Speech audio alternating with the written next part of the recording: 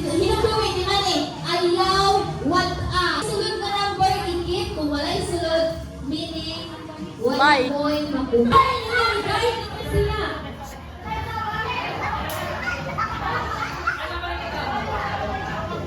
Okay, mga ba? Ay, wala lagi mo giguroy. Wala na lagi guroy. Ikay sara. Okay, ang bunuton.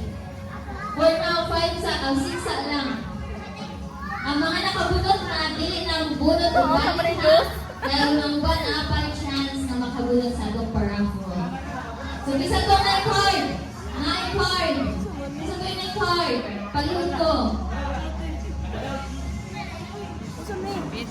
Okay, nay nakabunot og 50 pesos. Nay nakabunot og 10 pesos.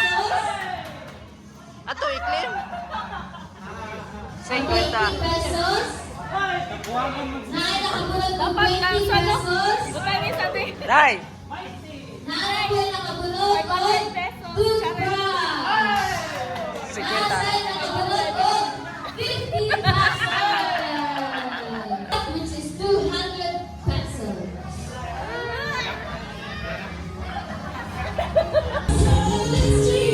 Name your prize. Dalawa na ang prize. Thank you sa inyo ha. Pagduwa. Again, dili siya.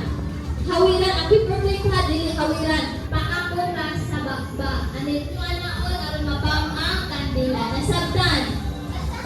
Okay?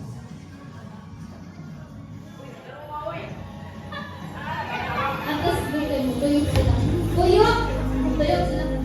After ito, bang sa suga, tuyok.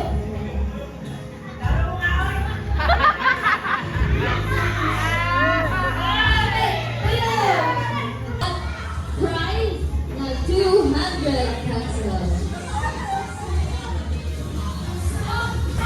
Alright, old corn stable pie. Chocolate.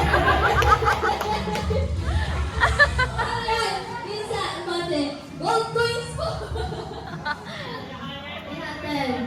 Okay, na nakabulot of 10 pesos. Na nakabulot of gold coins. Chocolate at gold coins. Pang sports pa. Pang pamilya. Pag-group mo 5 ka numbers. Red, black, brown, basta kay upoy ko, don't touch. Dili nyo yung kapon ang blue, ha? Kung may don't touch the blue. Dili nyo yung kapon eh. Kanila, ha? Nasabtan. Kung may nga napod ko, ha? O, isa lang kamot. Tuhaan nyo. Isa lang kamot. O.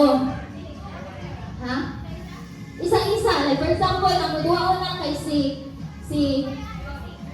Mary Joyce o si Inday.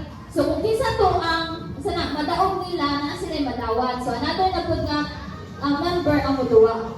Again, so either mo kung don't touch or touch the blue. Ha? Pamati ni. Kanang ang technique ani, pamati